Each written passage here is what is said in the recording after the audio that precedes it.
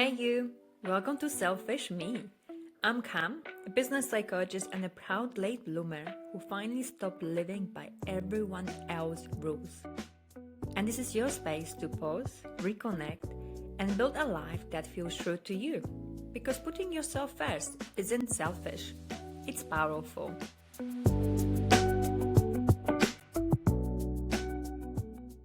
Hello and happy Thursday. Super grateful you decided to spend time with me today, especially because I want to talk about something many of us carry quietly, something we think about, feel curious about, but rarely say out loud. Sexual fantasies.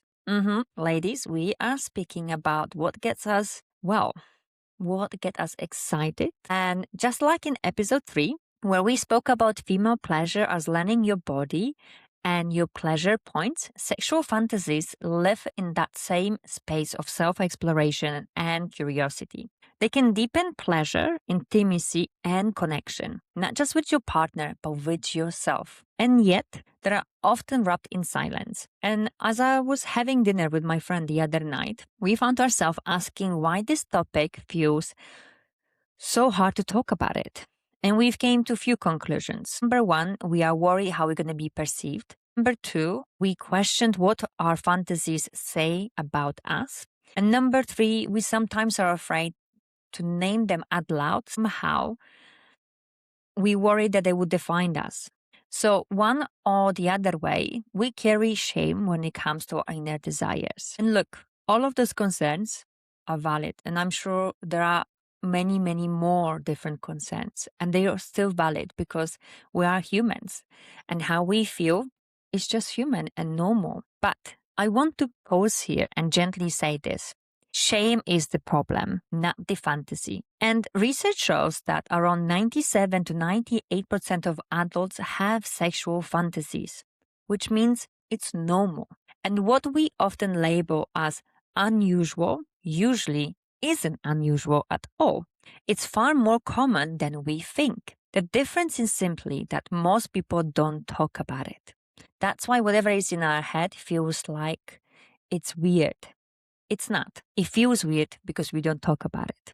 So, today, my intention is to gently unpack sexual fantasies so you can feel more at ease with them. Whether that means understanding your own inner world or feeling more confident in having conversations with a partner if and when that feels right for you. I also believe that one reason we worry so much about being judged is because deep down, we're still judging ourselves.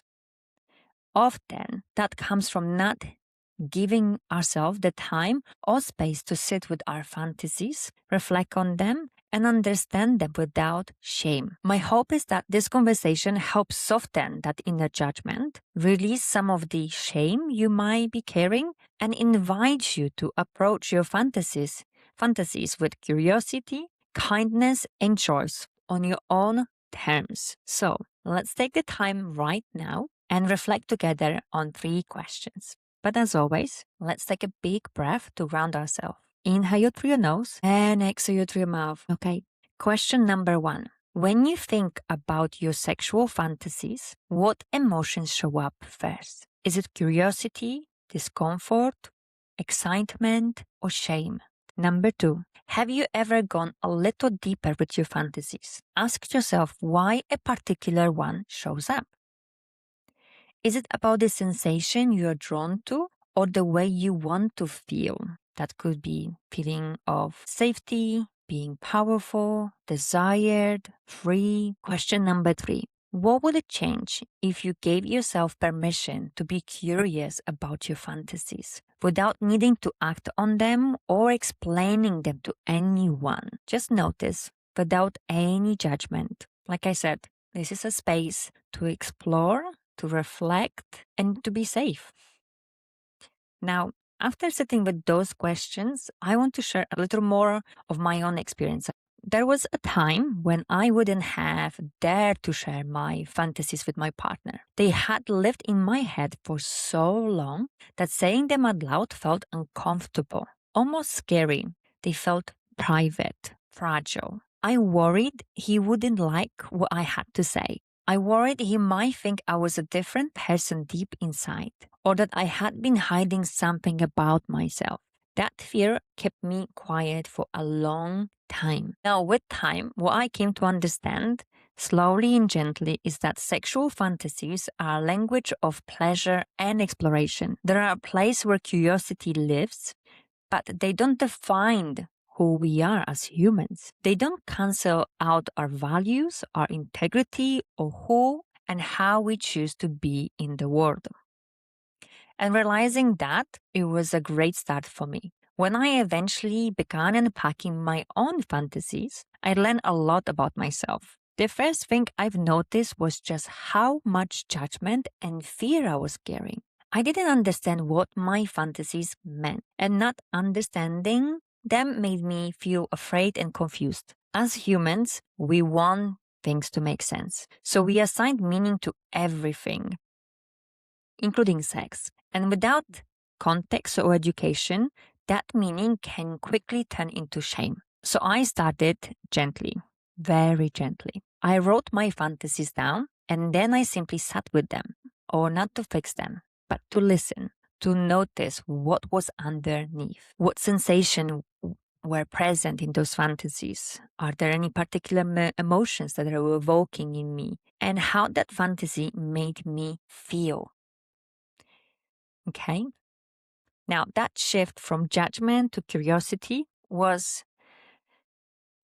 a journey where I started doing more research. I actually came across a Netflix documentary. Please, no judgment. I know people have different opinion about Netflix, but I found that documentary quite helpful. It featured different experts talking about sexuality in a way that was not only free of shame, but deeply human and completely normal. I also listened to different podcasts that talk about sex life, that talk about different experience. And again, it was just really nice to hear that actually there is diversity and the things that people were experiencing were simply human. And honestly, that already made me feel lighter and less alone. And then I came across research from a book called Tell Me What You Want, The Science of Sexual Desire.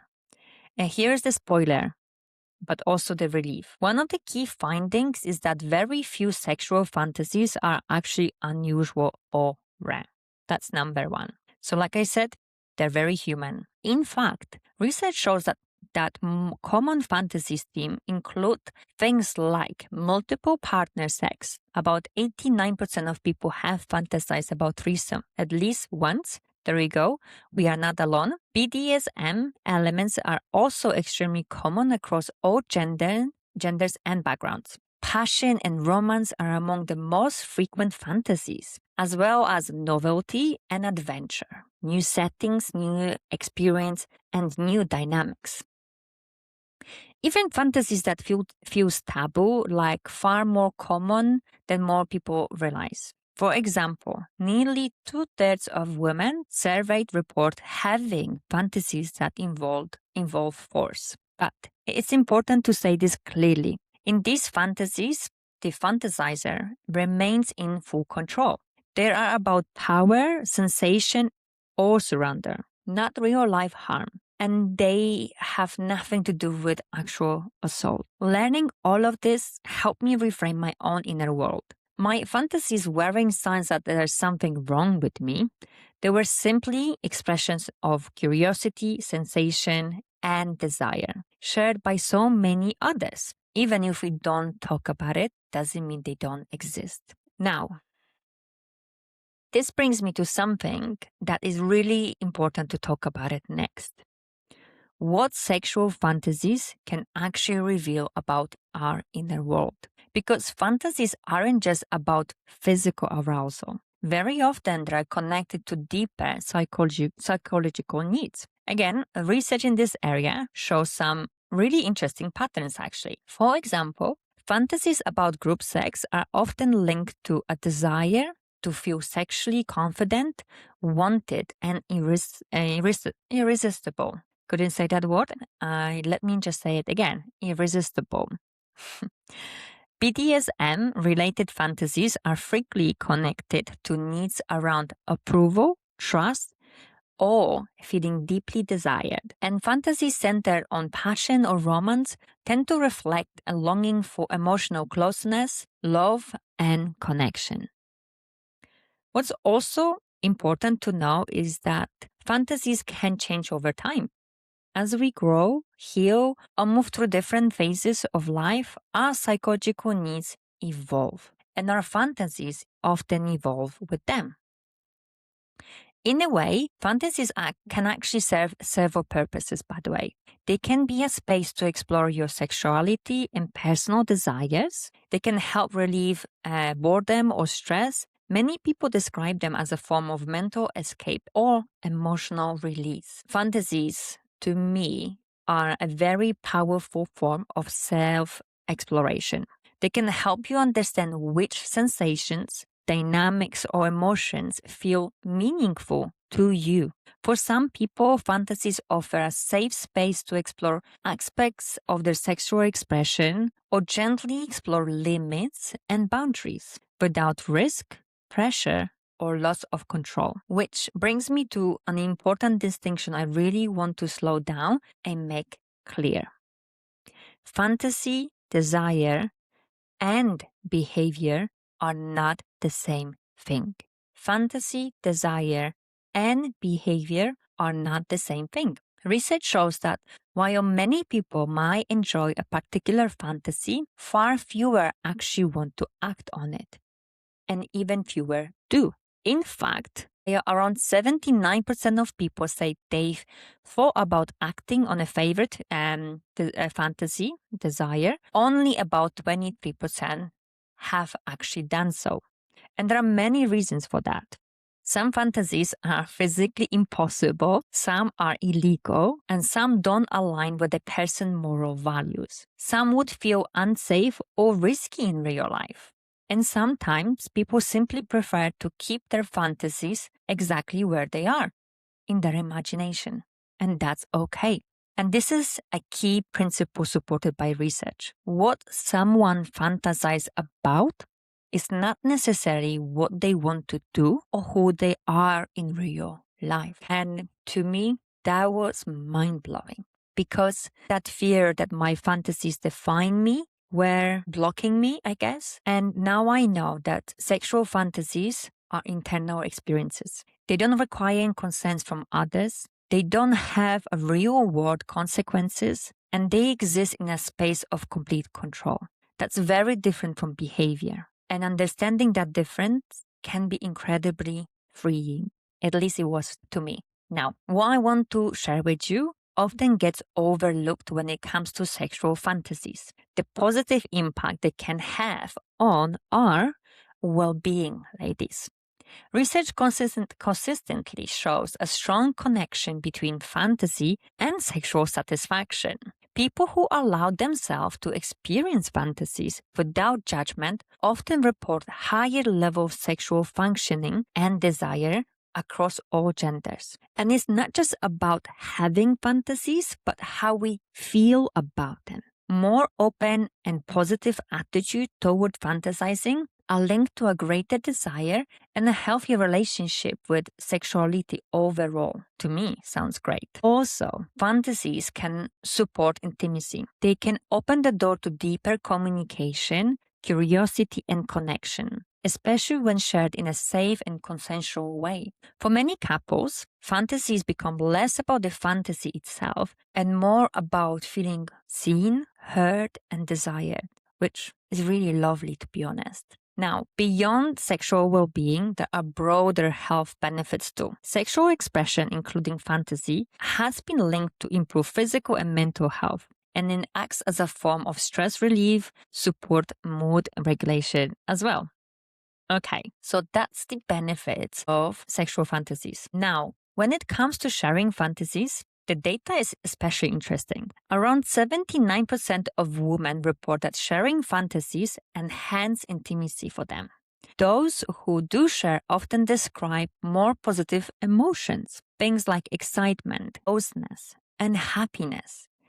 and fewer negative feelings such as guilt or embarrassment. So to me, it sounds like we feel more empowered, we feel happier. Great feelings to feel, right? Now, as we are coming to the end of today's conversation, I want to leave you with 3 simple takeaways. Number 1, spend more time sitting with your fantasies. If today sparked new insight, let that gently explore what's underneath. What sensation, emotions, or feelings you are seeking. This is about curiosity, not judgment. Number 2, give yourself permission to fantasize more. We already established there's nothing wrong with sexual fantasies. Exploring them in your own time can help you connect more deeply with your pleasure and your body. Number 3, if and when it feels right, you can open the conversation with your partner. Some fantasies might become part of your playful conversation, and others you might choose to explore in real life. Approach both with curiosity rather than performance. Keep communication open, and remember, you can always change your mind. You can stop anytime you want. And some fantasies might just stay being fantasies, but maybe it would be nice to share them with your partner. And maybe you would encourage your partner to share what desires they have. Your desires are allowed, ladies. Your curiosity is valid, and you get to explore pleasure in the ways that feel safe and true to you. Let your imagination run wild. I promise. It's a powerful place to be. You are in control, you have agency, and you make the rules. Until next week. Bye for now. Thank you so much for listening. It honestly means the world to me.